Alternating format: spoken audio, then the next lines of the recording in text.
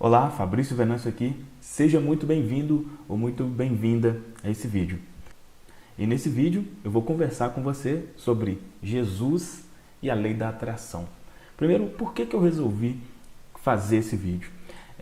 Para algumas pessoas que eu atendo, ou algumas pessoas que deixam comentário aqui nos vídeos, eu percebo que algumas delas não têm resultados.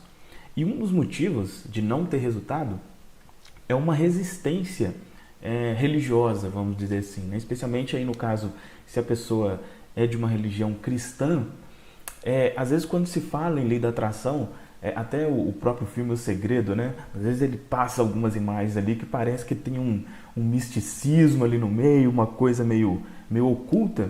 E esse tipo de pensamento, né? Se uma pessoa é cristã e ela acha que tem alguma coisa de errado ali, a mente dela vai criar um bloqueio e ela não vai conseguir absolutamente nenhum resultado com a lei da atração. Então por isso que eu resolvi fazer esse vídeo, para mostrar para você que relação que existe, né? Será que Jesus ele já falava sobre o que hoje é conhecido como lei da atração? E a verdade é que sim, tá? Eu separei aqui 5 relatos, são dezenas, tem mais do que isso, mas acho que os 5 aqui já dá para tirar qualquer dúvida com relação a isso, tá?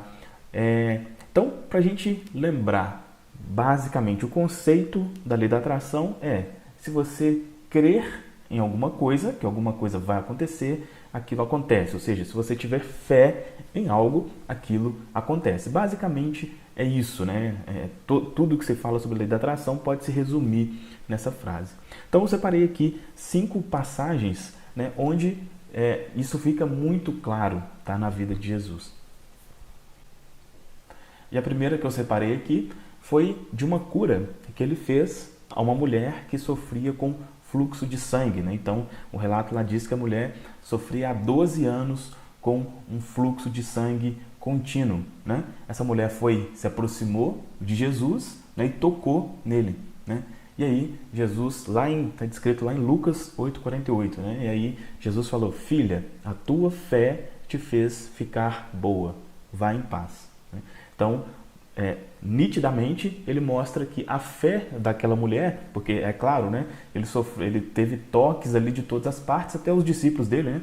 Quando ele pergunta: quem tocou em mim? Os discípulos falam assim: mas mestre, como assim? Todo mundo está te tocando aqui, como é que quem te tocou? Né? Mas ele percebeu que aquele toque foi um toque de fé, vamos dizer assim.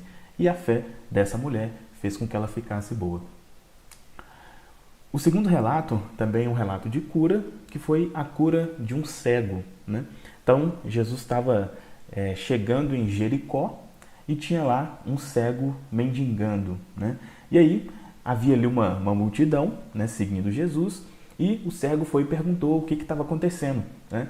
Quando eles explicaram para ele que era Jesus e que ele fazia curas e tal, o cego foi e gritou para ele, né? Olha, tem misericórdia de mim. E aí, Jesus mandou chamar o cego e curou esse cego. E ao curar, Jesus falou as palavras que está lá em Lucas 18:42, né? Jesus falou assim: recupere a visão, a tua fé te fez ficar bom. Então, seguindo a mesma linha, ele fala também do homem, para esse homem, que a fé dele fez com que ele fosse curado. E o terceiro relato é um relato também bem conhecido, mas aí já vamos dizer assim, de uma fé negativa, entre aspas, né? Vamos colocar desse jeito, que é com relação a Pedro, né? Então, esse é um dos relatos mais conhecidos quando se menciona a fé, né? Então, o relato diz que Pedro vê um homem andando sobre as águas, ele fica ali com medo, mas quando ele pergunta, né, quem que é o homem fala, se identifica como Jesus.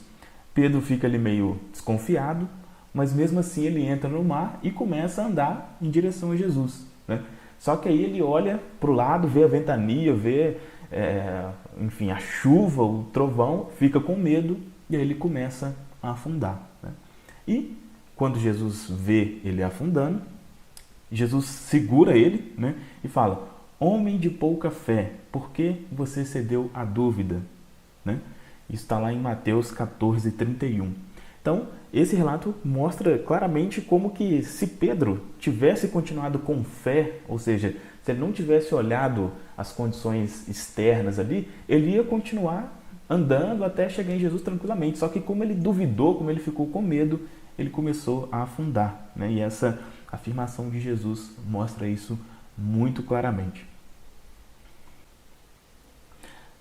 Beleza, mas aí todos esses três primeiros relatos, né? Você pode pensar assim, beleza, Fabrício, mas isso era Jesus, ele conseguia isso porque ele era diferenciado, ele era o Filho de Deus, ele tinha poderes sobrenaturais.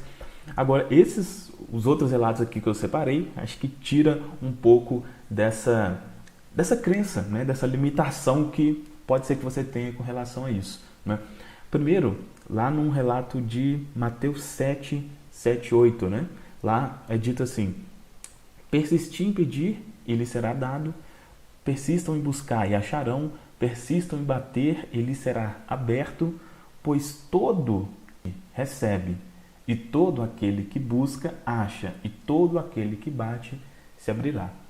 Então aqui nesse relato não existe a palavra fé aqui, mas é muito claro isso, né? Quando ele fala persistam em pedir e será dado, pois todo aquele que pede recebe, é um exemplo muito claro, né, do que hoje a gente conhece como a lei da atração ou a lei da fé. Então esse relato é muito claro com relação a isso. E um segundo relato também, aí, que eu acredito que seja o mais conhecido, né, com relação aí à lei da atração, está lá em Marcos 11, 23 e 24, né? Onde Jesus diz, né? Quem disser este monte, levante-se e jogue-se no mar, e não duvidar no coração, mas tiver fé em que aquilo que disser vai acontecer, assim acontecerá. Por isso eu lhes digo, todas as coisas que pedirem oração, tenham fé, essa é a parte mais importante, né? Tenham fé em que já as receberam e as terão. Então, esses dois versículos mostram claramente que a questão relacionada à lei da atração ou poder da fé não era somente relacionado a Jesus, né? Não é que somente ele conseguia fazer as coisas.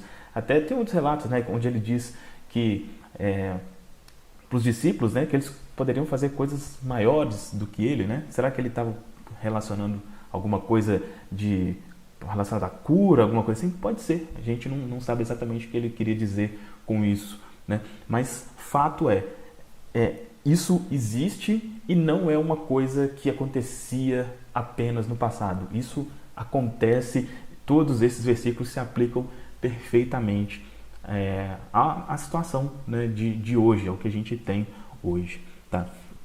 E eu separei um outro, vamos dizer assim, um versículo bônus aqui, que é para esse versículo. Se você entender esse versículo, você entende tudo relacionado à lei da atração nesse pequeno versículo, tá? Que está lá em Mateus 25, 29, né? Então, só para contextualizar aqui, nessa ocasião desse versículo, Jesus ele fez ali uma ilustração, né? Ele falava muito por ilustração, e ele fez a ilustração dos talentos, né? Falar que um homem rico foi viajar e ele deu tantos talentos para um, tantos para outro, tantos para outro. Aquele que ele deu, acho que 100, né? Teve mais, enfim, o que teve 70 duplicou, o 60, né, duplicou, enfim. E teve um escravo lá que recebeu um talento só e escondeu aquele talento, né? Mas isso é só para contextualizar. E aí, esse versículo, ele explica, ele está dentro desse contexto, mas ele explica detalhadamente como funciona a lei da atração, como funciona o universo, tá? Lá, Mateus 25, 29, diz assim, olha: pois todo aquele que tem, mais será dado, e ele terá abundância. Mas daquele que não tem, até mesmo o que tem será tirado. Olha só a profundidade desse versículo e como que ele parece completamente sem lógica. Isso é uma coisa que, se a gente for analisar friamente, vamos dizer assim, é uma coisa muito injusta, né?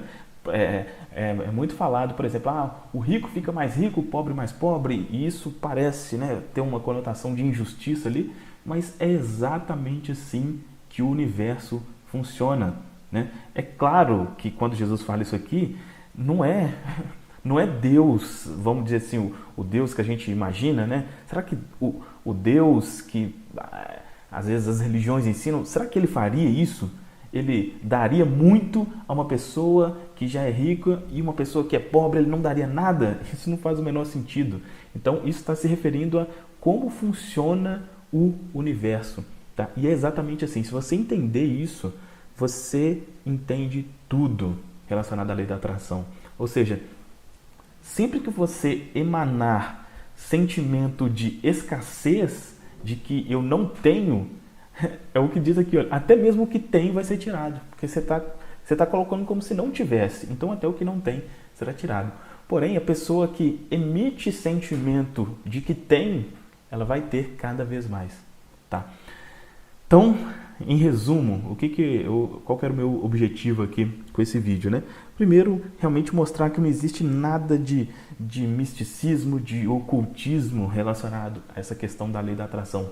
É algo que, até para, vamos dizer assim, por objetivos comerciais, obviamente, o filme tem esse nome, O Segredo, e fala de algumas coisas que dá essa conotação, mas não existe absolutamente nada disso, tá? E uma segunda coisa que eu acho muito importante é que, assim, normalmente, às vezes, a lei da atração, ela ganhou uma fama meio ruim, porque parece que sempre quando fala em lei da atração, fala sobre dinheiro, riqueza, sobre isso, e é óbvio, não tem nada de errado com isso, mas o objetivo vai muito além disso, ela vai muito, muito além disso. E esses conceitos, né, esses versículos aqui mostram exatamente isso. Tá? Então, se você tivesse qualquer limitação com relação a isso, de que é uma coisa meio esotérica, eu acredito que esses versículos possam ter ajudado a se livrar disso, porque se você tiver esse pensamento, pode ter certeza que realmente nada, né, considerando a lei da atração, vai funcionar para você. Beleza? Deixa um comentário aqui falando o que você achou desse vídeo. Se você concorda ou discorda, né? Se discordar também não tem problema nenhum. Deixa um comentário aqui. E se você gostou, dá aqui um like para ajudar, né? Para mostrar que gostou e para ajudar esse vídeo a chegar a mais pessoas. E se inscreva no canal para você ser atualizado sempre dos novos conteúdos aqui. Beleza? É isso então. Um grande abraço e até o próximo vídeo.